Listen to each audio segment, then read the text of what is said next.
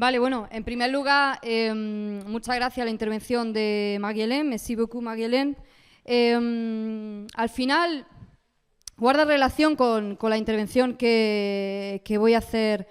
ahora y que intentaré ser lo más breve posible. Al final, toda esa lógica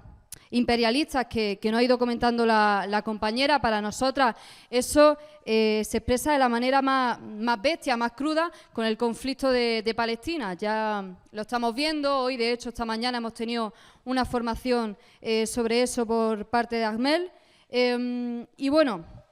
efectivamente nuestro curso político a nivel internacional ha estado marcado principalmente por la cuestión de Palestina, es decir, por la agudización de ese proceso de colonización, del proyecto de colonización del Estado sionista de Israel. Este conflicto que podría, en un primer momento, incluso entenderse erróneamente como algo únicamente regional o limitado a un conflicto Gaza-Israel, no lo es. No lo es, por un lado, porque en cualquier momento puede escalar a algo más, puede verse una verdadera generalización de la guerra, lo comentaba ayer Sam en el meeting de apertura, sobre todo con los últimos datos de los bombardeos en el Líbano y la respuesta del gobierno de Irán sobre la muerte del líder de Hamas, ¿no? Y no lo es, no solo por esa cuestión, sino también por otro lado, porque ahí se ven en ese territorio inmiscuidos el resto de países a nivel internacional, y lo explicaba también nuestra compañera Marie-Hélène.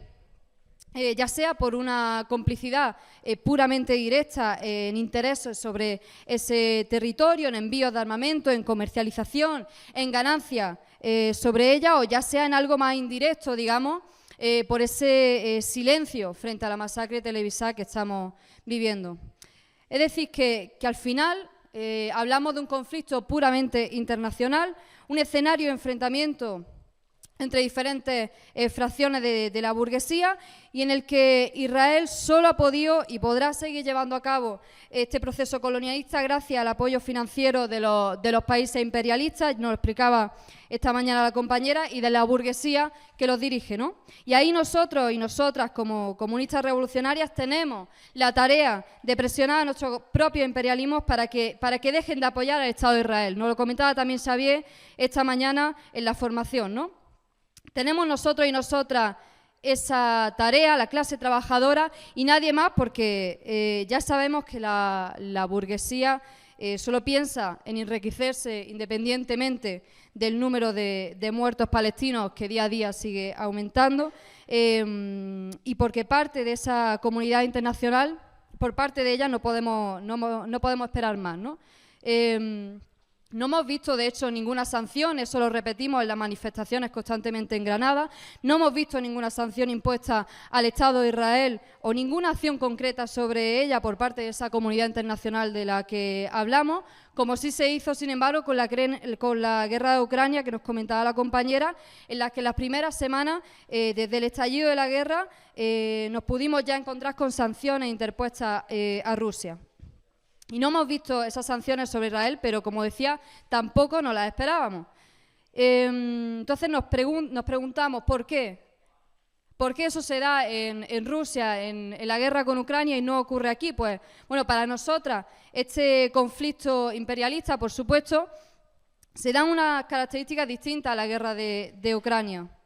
Tienes países, estados capitalistas que no hacen nada respecto a eso porque guardan unos intereses en esas tierras, es indiscutible, o porque directamente guardan intereses sobre el gobierno israelí y no quieren verse comprometidos por su propia supervivencia del gobierno burgués, ¿no? Y hablamos del interés al final económico y de acumulación de riqueza en el que se depositan millones y millones de euros. Así, por dar algunos datos, y lo haré un poco lento para la traducción, Estados Unidos destinó desde 1946 un total de 243.900 millones de euros. Solo en 2022 hablamos de 3.300 millones de dólares, en este caso. Un 99,7% dedicado de eso va directamente al ejército que se está cargando hoy en día a los palestinos y a las palestinas. También tenemos datos bastante esclarecedores, por ejemplo, en Alemania, donde está vendiendo 1000 motores de tanque, submarinos Dolphin, corbetas Salar, cañones de misiles, barcos, en fin, un sinfín de un catálogo de armamento para asesinar sin ninguna clase de humanidad a todo un pueblo oprimido. Y de hecho, sin ir más lejos, tenemos el ejemplo también del caso de Italia, con una venta de armamento de 120.000 millones desde años atrás a día de hoy, lo que supone 12 millones de euros al año destinados a eso. Y en Francia también encontráis una situación un poco parecida, ¿no? Lo comentaba antes, con un presupuesto de unos 61 millones de euros, ¿no? O también las políticas que está llevando a cabo de mantener los contratos o los acuerdos económicos que mantiene esa industria francesa que allí tenéis con la de Netanyahu por un valor de 15 millones de euros. Esta al final es la política de la burguesía criminal que rapiña. Y de hecho, para esos estados burgueses, la lógica capitalista que les lleva a tener posiciones políticas, como ya lo hemos escuchado, la solución de los dos estados, que de primera puede parecer razonable, no deja de ser la opción del imperialismo. Porque si sigues permitiendo que exista Israel para nosotros y para nosotras, como punta de lanza allí, sigues permitiendo, o sea, si sigues manteniendo al Estado de Israel allí, no puede sobrevivir el Estado de Palestina. Para nosotras, si se sigue permitiendo que exista Israel como punta de lanza allí para evitar un conflicto o una guerra, que al final esa sería la solución de los dos estados, para mantener una mínima estabilidad sin comprometer sus intereses, porque ese es el fin último, para que siga existiendo ese Estado llamado Israel, apoyado por Occidente, no podrá seguir existiendo Palestina. Por comentar algún dato que puede ser interesante, los intereses que allí se depositan por parte de los países que colaboran con el Estado de Israel, en una de las rutas comerciales que hay allí, que mueve millones y millones de euros, circula el 35% del petróleo comercializado por mar, y en el que las potencias de Estados Unidos y China están representadas. Es decir, al final, un trocito de tierra que parte el mundo en dos con esa ruta comercial, ¿no? Y esa complicidad, como decía, no se basa en mantener una posición únicamente equidistante, ¿no? Sino que tenemos ejemplos de países donde las políticas que se llevaban a cabo iban directamente ligadas a defender el derecho legítimo de Israel a defenderse y a servir también de grandes garantes del proyecto colonizador sionista en Palestina. Y lo positivo, digamos, de todo esto es que esa complicidad, que era al final esa complicidad del propio Estado en colaboración con el Estado sionista de Israel, era consciente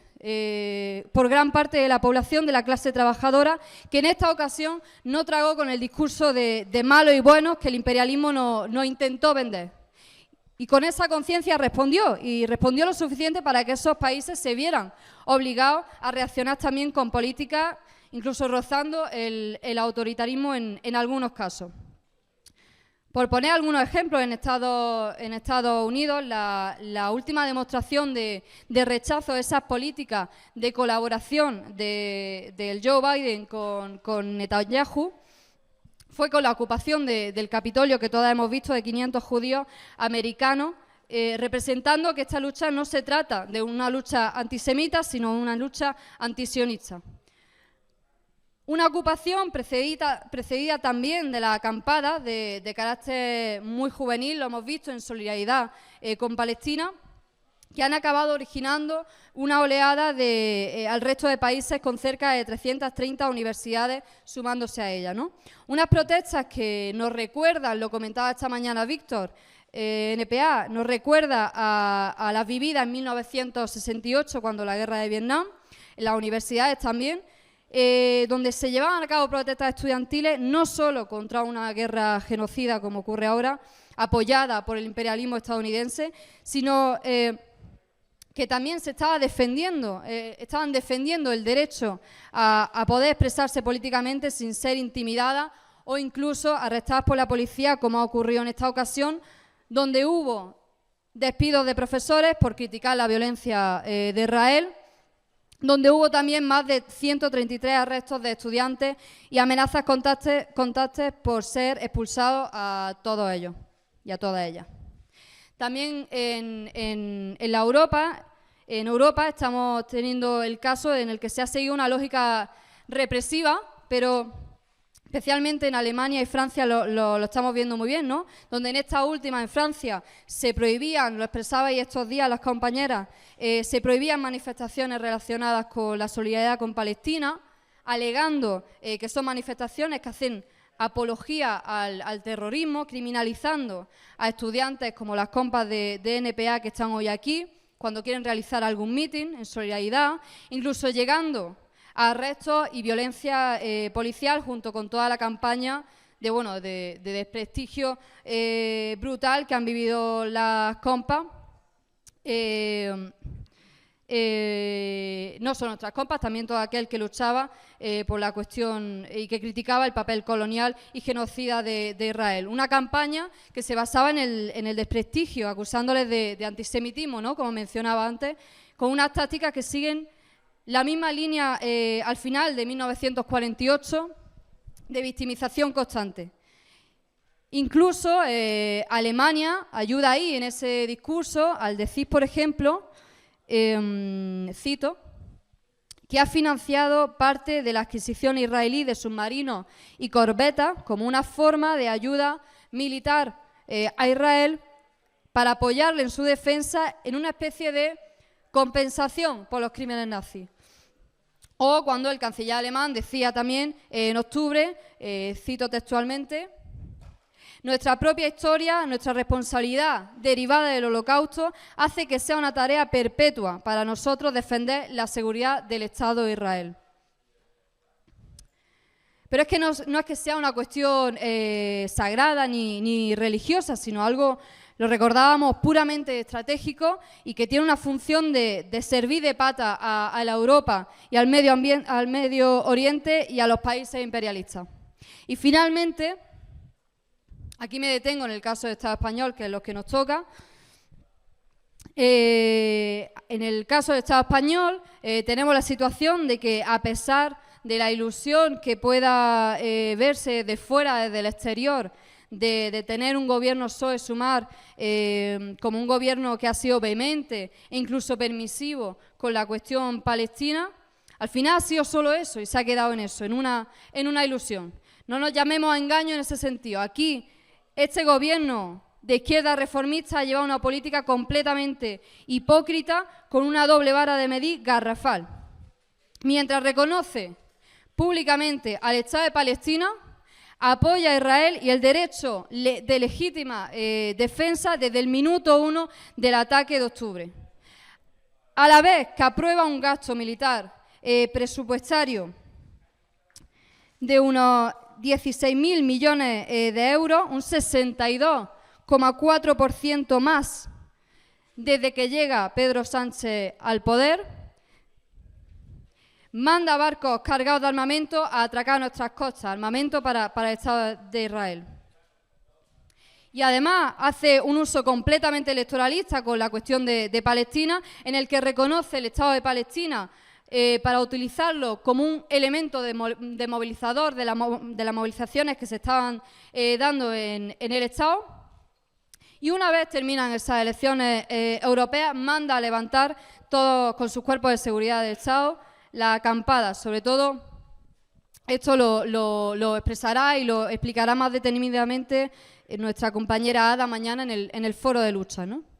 Es decir, no se puede estar diciendo, por un lado, eso de reconocer el Estado de Palestina, a la vez que estás vendiendo armas al Estado de Israel. La realidad demuestra que al final, aunque tenga ese tinte simbólico, en realidad este gobierno sirve a los mismos intereses que tienen que ver con la OTAN y el imperialismo americano. Porque al final la burguesía funciona así, es depredadora, pone en riesgo la vida de los pueblos, pone en lucha un pueblo contra otro pueblo para sus propios intereses. Y sin embargo, con esto acabo,